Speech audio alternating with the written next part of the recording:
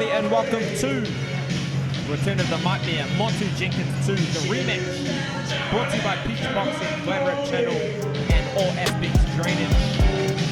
Tonight we have a 16-fight card, 14 amateurs and 2 professional fights.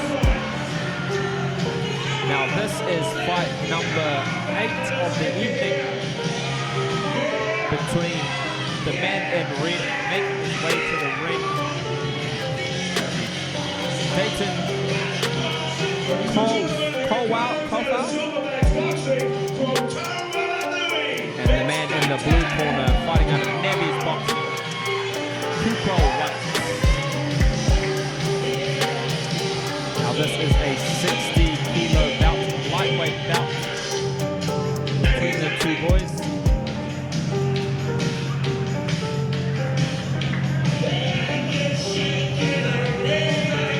Not too far away from our final instructions by referee Paul McSherry.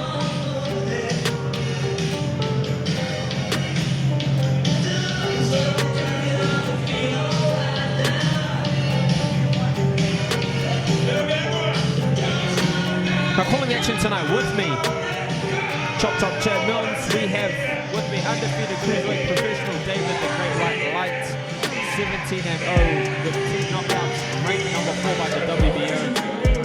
Awesome to have you here with me tonight, Dave. How have you found the action so far? Very good. No, it's been really good. Everyone's been fighting really well. They've been some pretty close bouts. Some pretty good tactical matchups. Clashes of styles and that kind of thing. This will be an interesting fight. This one here is both these boys have fought our guy Ahmed Azizi. So I've seen both these guys fight quite a bit.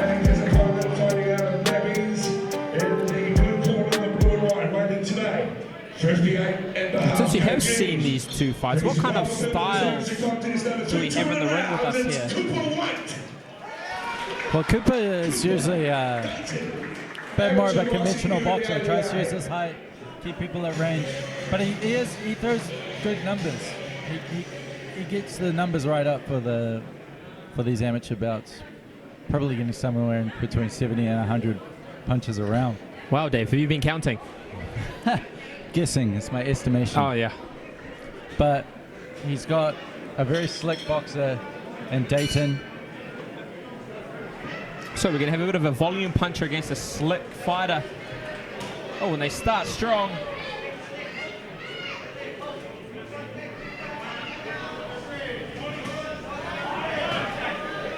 You called it there. We have in the red corner, Dayton. You call him the slick fighter, right? And you can see that he's got head movement. He's throwing punches around the side, sort of around those straight shots from the man in blue. And he's landed some good shots to start this first round. Cooper has his chin quite high in the air. He does carry his chin up a bit, and that's going to be a good target for those looping shots and that overhand right for Dayton in red, which he has landed a couple of those to start this round. Nice left hook there. He sort of feinted the jab and then jumped into that left hook, landed it beautifully.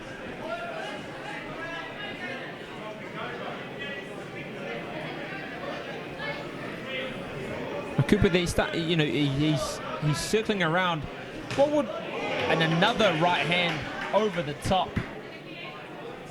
You can see that you got Dayton there in red, sort of staying out at range, and he's really quick off the mark to fire those counter punches.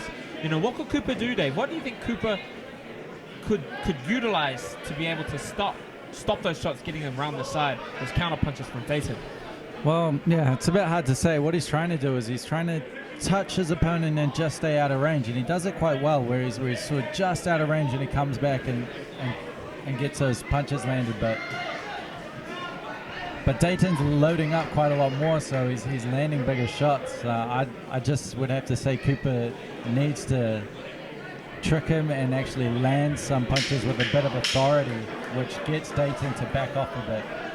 So when you say trick him, would you say sort of feint at him? Because it looks like Dayton's waiting for a shot, and as soon as as soon as Cooper does something, he bites and just jumps over the top with that right hand, and he is landing those shots. He is. Maybe he needs to feint and draw some punches from Dayton, and that way he can make Dayton miss, because he really commits to his shots and perhaps lands some counter But punches.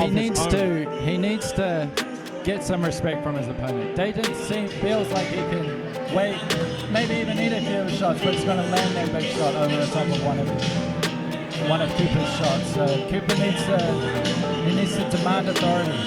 Yeah, you're right. Demand some respect. Yeah, and when he really sit on some of these punches and hurt his opponent a little. Because when he is throwing, he's really committing to those shots, and that's going to show like a lack of respect for his opponent. You really commit to your shots like he has. He doesn't seem too bothered about what's coming back his way. So man in blue needs to try and catch his man with something, nice hard shot to sort of get some respect from Dayton in red. Otherwise, he's just going to be waiting at range, popping those big wide shots. Now, Dayton switched southpaw coming into the second round. He goes back to conventional orthodox stance. And you can see Cooper has tried to up the ante. Perhaps instructions there from Dion McNabney, his coach there in blue, in the blue corner. Head coach at Nabby's Boxing in Hamilton.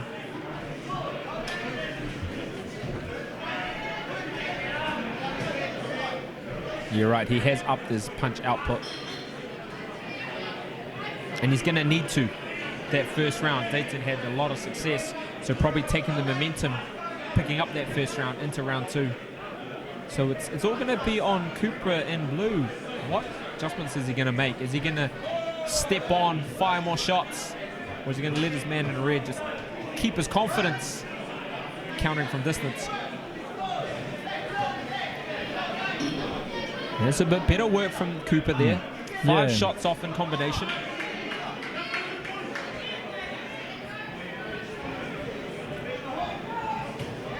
Nice left hook there. He's landed a few of those.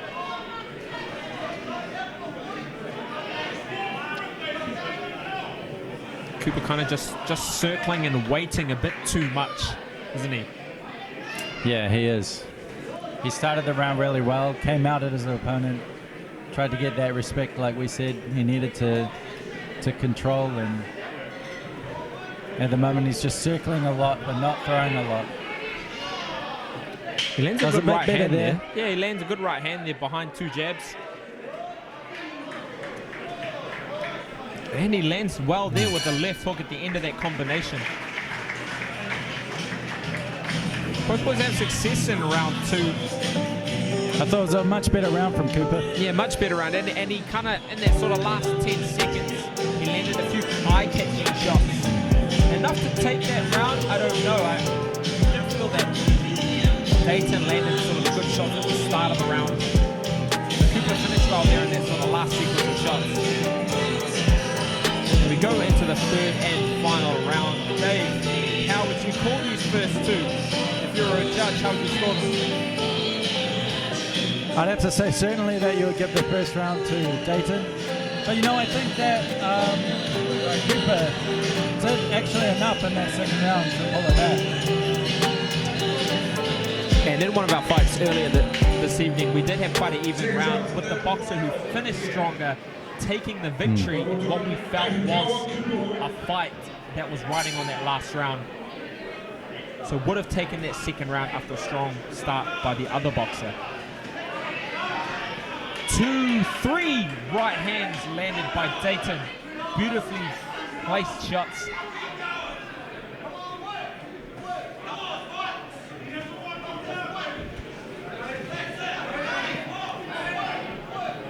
Cooper there working behind the long jab. Sort of for 3 jabs, nice. And he's landed a few right hands behind those jabs. Example there, they trade inside. Cooper landed 2 good shots just before they got tangled up there. Nice right hand. When he starts to put his punches together in combination, he has a lot more success. When he throws those single jabs, It sort of gives Dayton the opportunity to get his punches off, which he has when Cooper just fires those single shots. But And now he can do starting to open up. phases really well, can Cooper. He can go in, take one step back, make the opponent miss just coming out. But not that time. Yeah, 2 big wide shots land for Dayton. But I'd like to see him do that more. Start an exchange, step out, let the opponent miss, then get right back on them. That's it. Put those phases of attack together. Often, you know, your first shots might not always land, but if you can get those counter shots when your opponents expose themselves, once they've committed to shots, you start to land some good punches. And he usually lands 2 or 3 in succession when he makes his opponent miss. It's a sort of setting up the work with that first phase of attack. You go 10-second clapper. We're almost at the end of this third and final round. A tussle in the center. Oh, selling out on an overhand right. Misses the target though, but there's some bad intentions behind that shot. Well, I can't call that one, Chop Yeah, Chop. I can't call. I don't know how I feel about that last round. I can't really call that either.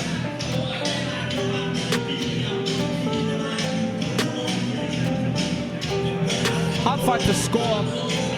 If you look at the individual rounds, I don't really know how I would score them to get the decision. But from sort of thinking about the bout, Dayton had some beautiful shots. And that bout he landed those like bent arm punches, those hooks around the side that were really eye-catching. Sometimes, you know, 2 big wide shots, left hook, right hand, beautifully placed shots. Now man, Cooper carried his chin a bit high, took some of those punches flush. That's exactly the problem, I think, is you could probably make an argument for either one to win the bout, which is probably why we get so many split decisions. Yeah. And Dale Husband here to make this bout official. The winner. The judges have scored this contest a split decision. Oh. And the winner out of the red corner from Silverbacks Boxing Dayton. A split decision, and obviously the judges were a bit conflicted, as we kind of were. A close fight with both boys had success, but the man in red, Dayton, taking the victory, perhaps stealing the judges' eyes with those big bent arm punches around the side. They were very clear shots. We've got about 10 fighters about to come up. We have the 3 more ready to go. The first corporate and then move on to amateurs. Yeah, it's nice and taken here tonight. Good to see everyone. It's good to see you here as well. Who do you want to thank to especially, brother? Well, I'd like to thank my dad for sticking with me through boxing. My coaches and my team for pushing me every day in training, and always back at home. I'll see you later on tonight. Great stuff, mate. Nice having you in the ring. From Dayton Kawau, one spoken man and well fought. Congratulations to both boys. Awesome fight with Dayton Kawau taking the victory for Silverbacks Boxing. It won't be longer than 10 minutes, but just a little pause so we can go and do what you do.